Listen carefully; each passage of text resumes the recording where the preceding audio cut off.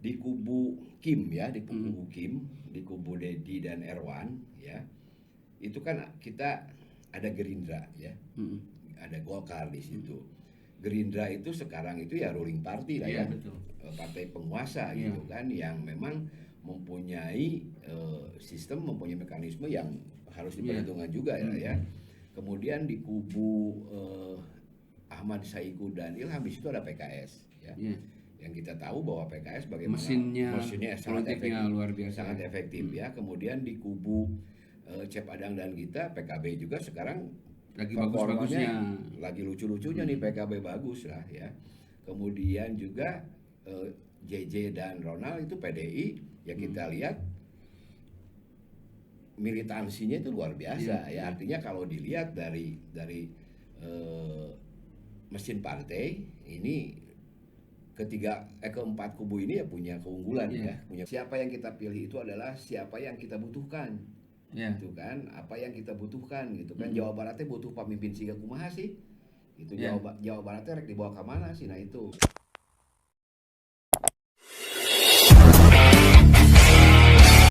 Assalamualaikum warahmatullahi wabarakatuh. Waalaikumsalam warahmatullahi Jumpa kembali wabarakatuh. di kanal apakabar.news dan Koran Gala Televisi.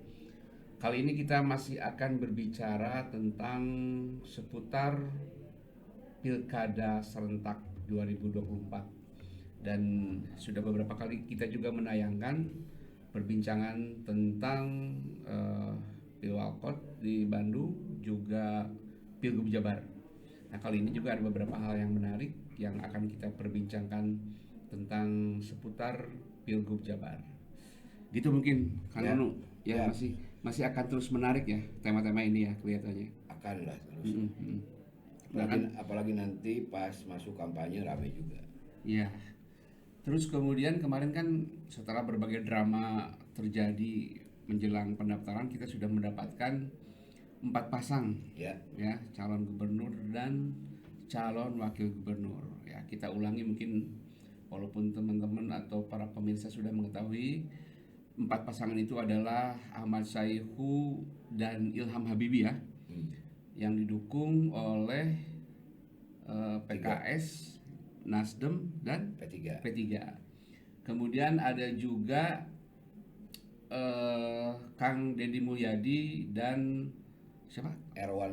Kang Erwan Setiawan. Ini didukung oleh Gerindra. Kemudian banyak ya ini. 19 mencerminkan Kim Plus lah pokoknya nih. Iya, sangat Kim. Ada juga dari PKB yaitu Aceng Adang dan Gita KDI ya, dikenal sebagai Gita KDI. Artis jebolan dari KDI.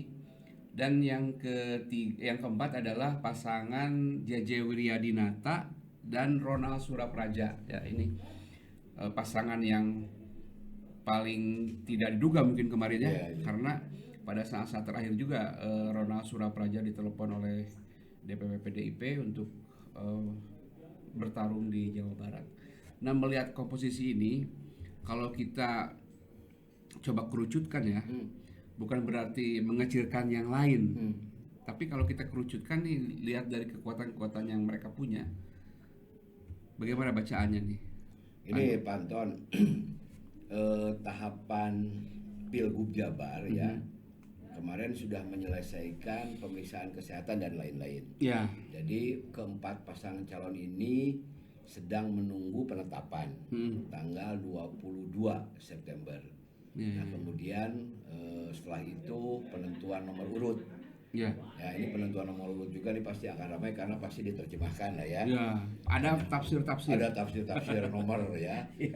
Nah, pasti ramai, tapi yang jelas akan ada 4 pasang ya. Nah, mudah-mudahan kita doakan keempatnya bisa lolos ya, sehingga kita di Pilgub ini punya 4 pasang lah ya. Jadi opsinya banyak, bervariasi lah ya. Nah, tadi kalau dilihat dari kekuatan politik nih Penton ya, jelas lah ya, secara matematika, secara hitung-hitungan lah ya, hitung-hitungan kursi, pasangan Deddy Mulyadi dan Erwan Setiawan memang mendominasi ya. Iya. Itu ada 14 partai yang mendukung ya. Termasuk yang non parlemen.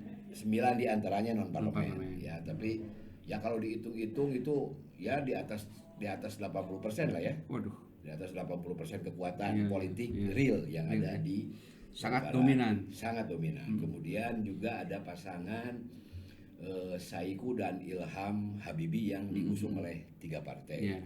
Dan itu pun lumayan lah ya. Hmm. Kekuatannya cukup bagus juga. Kemudian ada pasangan Cep Adang dan Gitalis ya, Iya. dan Gita KDI yang diusung oleh PKB. Dan satu lagi pasangan JJ dan Ronald yang diusung oleh PDIP. PDI. Jadi kalau dilihat 14 3 1 1 ya, kalau hitung-hitungan politik yang 14 ya mendominasi banget gitu kan. Artinya peluangnya sangat besar, tapi kan belum Ya. tentu juga, banyak Namanya sekali politik ya. ya, banyak sekali faktor yang memang menjadi variabel pasangan itu bisa berhasil atau tidak berhasil ya. Salah satu atau salah dua. Satu misalnya bagaimana nanti efektivitas mesin parpol bekerja ya, kemudian juga faktor atau variabel ketokohan ya. Dan kemudian yang ketiga nih yang banyak dilupakan tapi sebenarnya yang paling penting adalah program apa yang ditawarkan. Iya, Gitu ya. Jadi meskipun di landscape pilgub sekarang kita melihat bahwa ada pasangan calon yang didukung begitu banyak partai, ada juga kubu yang lain yang sangat minimalis dukungannya satu-satu partai gitu kan, tapi itu belum bisa dikatakan bahwa yang mendominasi itu bakal unggul atau yang hanya didukung 1, 2 partai atau 3 partai itu bakal kalah, itu juga belum lah ya, belum bisa dijadikan ukuran kesuksesan atau kemenangan dari pasangan calon. Banyak sekali variabel-variabelnya, dan ini variabel ini akan terus berproses gitu kan, sehingga nanti bisa kita lihat di masa kampanye ya, seperti apa mesin partai bekerja, seperti apa tokoh-tokoh atau faktor-faktor figur ini juga mempengaruhi, dan ketiga sejauh mana program-programnya yang ditawarkan ini bisa menarik minat para pemilih nanti. Nah, ini banyak amatan atau pengamat yang menarik juga untuk kita simak nih, Kang Dono ya. Misalnya mereka menganalisa bahwa pada akhirnya nanti akan terjadi semacam head to head antara pasangan Saihu Ilham dan Demul Erwan. Oke. Itu gimana melihatnya, Pak? Iya, betul lah ya. Itu tadi kalau dilihat dari jumlah dukungan partai ya, itu memang memungkinkan ke arah sana. Tapi sekali lagi Pak Anton, banyak sekali variabel, banyak sekali faktor yang menentukan ya.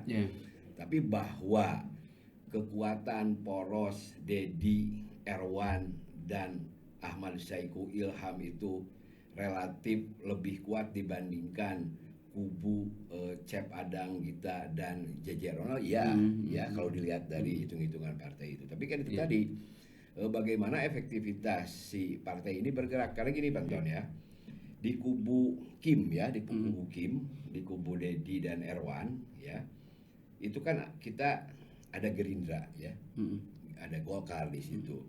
Gerindra itu sekarang itu ya ruling party lah ya, betul. Partai penguasa gitu kan, yang memang mempunyai sistem, mempunyai mekanisme yang harus diperhitungkan juga ya. Kemudian di kubu Ahmad Saiku dan Ilham di situ ada PKS ya. Yang kita tahu bahwa PKS bagaimana mesinnya sangat efektif, luar biasa, sangat efektif ya. Kemudian di kubu Cep Adang dan Gita, PKB juga sekarang lagi bagus-bagusnya, lagi lucu-lucunya nih, PKB bagus lah ya. Kemudian juga JJ dan Ronald itu PDI ya, kita lihat militansinya itu luar biasa ya. Artinya kalau dilihat dari mesin partai ini, keempat kubu ini ya punya keunggulan ya, punya keunggulan masing-masing. Ini artinya akan sangat menarik. Nah, kemudian dari sosok lah ya, dari figurnya. Di Dedi Erwan jelas Deddy Mulyadi sangat nyongcolang lah ya. Kemudian di kubu Saiku Ilham nih dua-duanya juga menarik. Nah ya. Kemudian di kubu Cep Adang dan Gita, nah ini publik belum begitu mengenal lah ya ke Cep Adang, selain dikenal sebagai sosok politisi yang religius, yang berasal ustadz dari ya, Tasik. dari Tasik, kalangan pesantren ya. Kemudian dari JJ dan Ronald ya sama lah ya, publik belum begitu mengetahui seperti mengetahui Dedi atau Ilham. Tapi JJ punya reputasi kredit yang ya, bagus, punya kredit bagus dia sebagai kepala daerah atau bupati Pangandaran yang dinilai berhasil ya, yang cukup berhasil gitu. Jadi banyak sekali lah ya faktor yang bisa menentukan siapa sih yang unggul gitu. Meskipun itu tadi ya bahwa banyak analisa, banyak pengamat menyatakan bahwa nanti yang akan saling berhadapan itu yang akan seru yaitu kubu Deddy Mulyadi Erwan dan Saiful Ilham. Itu iya juga sih gitu ya. Kalau dilihat dari itu tadi ya, faktor-faktor itu. Ini menarik ya kalau kita sedikit mesek gitu ya, mengupas tentang dua pasangan yang dianggap nanti akan head to head, misalnya pasangan Saiful Ilham dan Demul Erwan.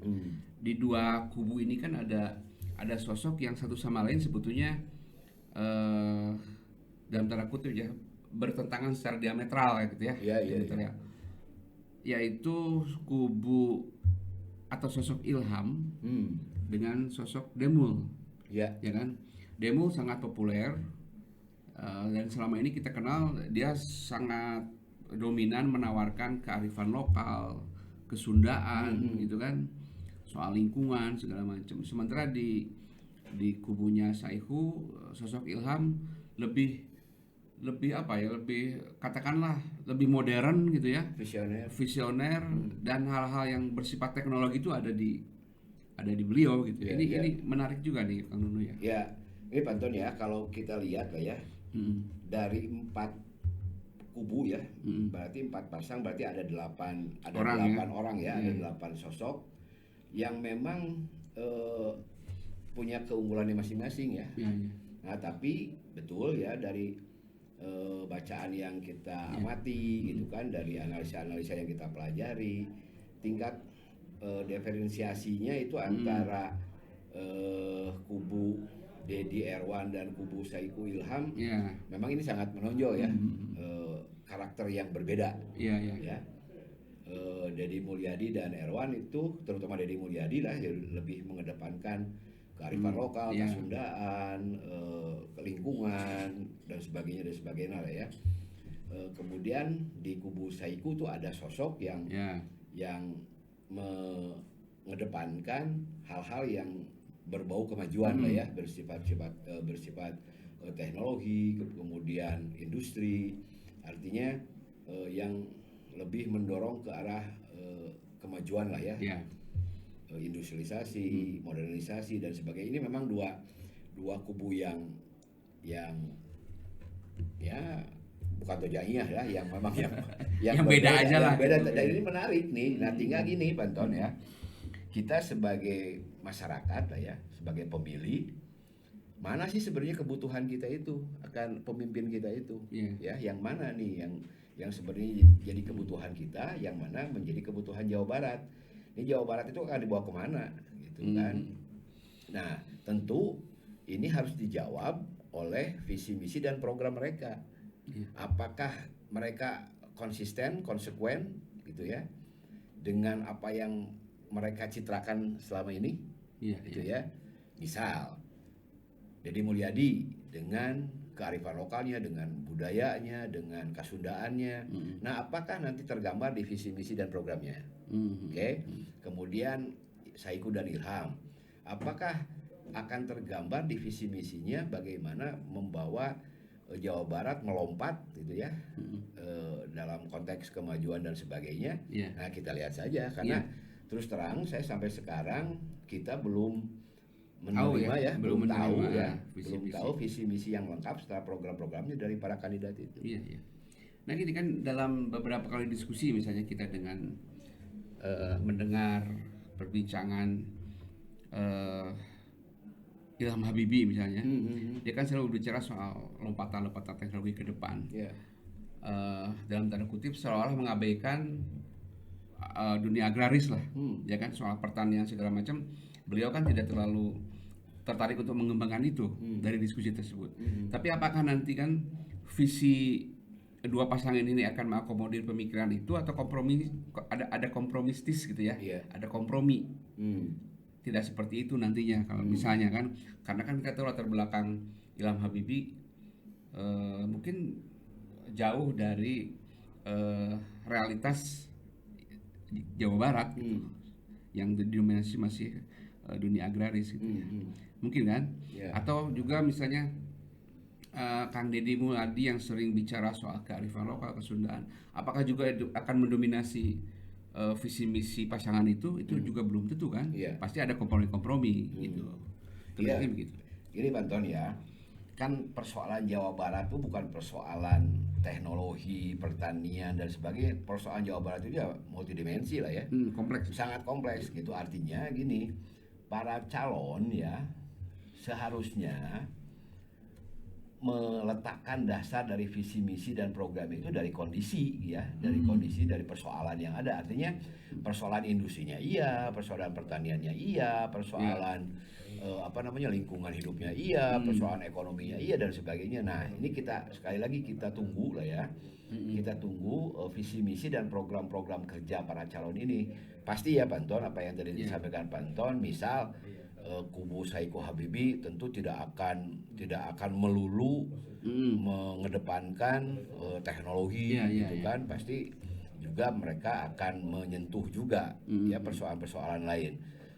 Pun demikian di kubu Deddy Mulyadi dan Erwan, tentu mereka tidak akan melulu mengedepankan masalah tradisi budaya. Pasti juga mereka akan menyentuh hal-hal lain ya, ekonomi, teknologi, informasi, industri dan sebagainya. Pun juga dengan pasangan Cep Adang dan Gita, Kang JJ dengan Ronald juga ya pasti dia akan mendasarkan visi misi dan program kerjanya dari persoalan-persoalan yang ada di masyarakat Jawa Barat sekarang, dan itu yang memang kita tunggu. Iya. Tapi memang yang menarik kalau tadi bicara Kang Nunu soal faktor pembeda itu memang dua pasangan ini di situ memang faktor pembedanya betul, yang menariknya itu. Iya. Mungkin bukan berarti menghasilkan pasangan yang lain ya, tapi di antara dua pasangan ini memang pembedanya kelihatan gitu. Dan orang menganggap atau menganalisa dua pasangan inilah nanti yang akan head to head. Ya, dan ya, itu kan akan sangat menarik ya Pak Anton jika Deddy Mulyadi yang selama ini sosok Kasundaannya kental itu menerjemahkannya dalam bentuk visi misi dan program kerjanya yang memang dilandasi oleh apa yang dia suarakan selama ini, itu akan sangat menarik ya. Bagaimana Jawa Barat maju tapi dengan dasar budaya yang kuat. Ini keren kan gitu. Nah, juga misalnya di pasangan Saiku dan Ilham, bagaimana Jawa Barat maju dengan mengedepankan misalnya sisi-sisi modernitas, industri dan sebagainya. Tentu saja yang tetap memelihara lingkungan, memelihara adat budaya dan sebagainya dengan karakter-karakter yang disesuaikan dengan kewilayahan misalnya. Itu kan akan sangat menarik ya. Nah, kita juga ingin nanti melihat ya Kang Nunu, bagaimana kita ingin tahu ya visi misi yang akan mereka tawarkan kepada publik ya. Karena dari situ kita akan melihat cik program nanti kira-kira itu pro rakyat atau tidak. Akan kelihatan di situ ya. Karena kita juga bisa melihat bahwa banyaklah misalnya janji-janji atau visi misi dari para cagup terdahulu juga ketika terpilih kan tidak semuanya bisa dieksekusi kan.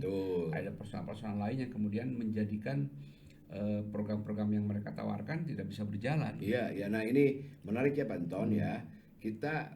Pengalaman kita mengikuti pilkada ini udah berkali-kali ya. Betul. Tapi ada satu catatan nih khusus buat KPU nih ya.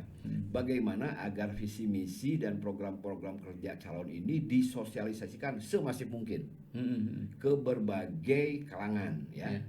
Manfaatkan media-media, platform-platform media yang ada agar si visi misi dan program kerja calon ini menyebar begitu masif sehingga menjadi pengetahuan umum ya. Menjadi pengetahuan umum bagi kita, bagi rakyat ya, bagi pemilih. Nah, agar apa? Agar menjadi catatan ya, sehingga bisa ditagih nanti.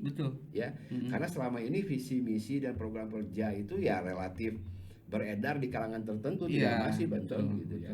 ini KPU tolonglah ya dimanfaatkan media-media yang ada, kemudian sarana-sarana yang ada agar visi misi dan program kerja si calon ini bisa sampai ke pelosok, bahkan bisa sampai ke personal-personal. Kan teknologi sudah bisa di-blast lah ya, bisa di-blast lewat gadget, lewat apa, sehingga setiap kita sebagai pemilih tahu ini program-programnya gitu. Silahkanlah teknologinya dipakai seperti apa, tapi yang jelas kita harapkan setiap program visi misi dan program kerja para calon itu sampai ke individu-individu pemilih. Iya, betul. Itu. Saya sepakat itu, Kang Nunu ya. Artinya kita ini kan teknologi sudah sangat canggih ya. Canggih banget. Canggih. Bisa menjangkau pelosok. Yang penting mah ya pulsa dan ada sinyal gitu kan. Itu yang penting. Iya, pokoknya teknologinya kumaha lah pakai sehingga kita dapat ya tiba-tiba program itu ya. Teknologi silakanlah carilah seperti apa gitu. Dan kalau kita lihat belum tentu sih masyarakat di bawah itu ya mengetahui janji-janji itu. Iya, tapi semua masyarakat punya loh. Sekarang udah punya ini mereka. Manfaatkan ini gitu kan. Jadi masyarakat perlu tahu dan masyarakat juga perlu menagih, punya hak untuk menagih ya. Harus. Karena mereka sudah dijanjikan oleh calon pemimpin mereka. Jadi ketika mereka terpilih, ya menjadi hak masyarakat untuk menagih janji itu. Iya. Karena dalam bahasa agama ada yang mengatakan janji itu adalah hutang. Iya. Jadi kalau tidak dilunasi janjinya itu akan terbawa ke akhirat nanti berat juga jadi pimpinan itu. Anu boga hutang biasanya sok lebih galak ya. Mau ditagih itu. Kuduna marah hayat lebih galak. Kuduna kita rakyat yang lebih galak. Jadi siapapun nanti yang akan terpilih jadi gubernur atau nanti yang akan mulai berkampanye, tolong bikin sebaik mungkin program yang jelas-jelas pro rakyat gitu ya. Karena masyarakat Jawa Barat sangat merindukan sekali pimpinan atau pemimpin mereka yang bisa mesejahterakan kehidupan mereka. Ya, dan ini juga kita melatih dan mendidik diri kita sendiri sebagai pemilih ya. Siapa yang kita pilih itu adalah siapa yang kita butuhkan. Gitu kan, apa yang kita butuhkan gitu kan. Jawa Baratnya butuh pemimpin siga kumaha sih? Itu Jawa Baratnya rek dibawa ke mana sih? Nah itu gitu. Tapi itu tadi Pak, salah satu guidance untuk itu ya visi misi dan programnya harus kita tahu. Iya. Nah, ini sebagai catatan juga ya, karena kita mungkin hidup di dunia jurnalistik ya, Kang Nunu ya. Kita sering masuk ke pelosok-pelosok daerah dan sekian pemilu atau sekian pilkada, banyak daerah yang tidak berubah. Iya, makanya. Iya kan? Artinya misalnya begini, di sebuah daerah yang dari 5 tahun ke 5 tahun dari pilkada ke pilkada, jembatannya tidak pernah terwujud. Jembatan yang di sungai itu kan, terutama di daerah Jawa Selatan. Kita bisa melihat di tayangan berbagai media bagaimana anak-anak atau siswa sekolah itu harus berjuang mati-matian hanya untuk menyeberang sungai itu untuk agar mereka bisa bersekolah. Gubernurnya ganti, bupati wali kotanya ganti, tapi jembatan angker gitu kan. Iya. Nah itu tolong, jadi saya pikir di zaman sekarang sangat mudah sekali untuk mencari informasi seperti itu, dan tidak ada alasan para pemimpin daerah baik di daerah setempat ataupun Jawa Barat untuk pura-pura tidak tahu akan kondisi masyarakat yang seperti itu. Gitu ya, Pak Nuru ya? Iya.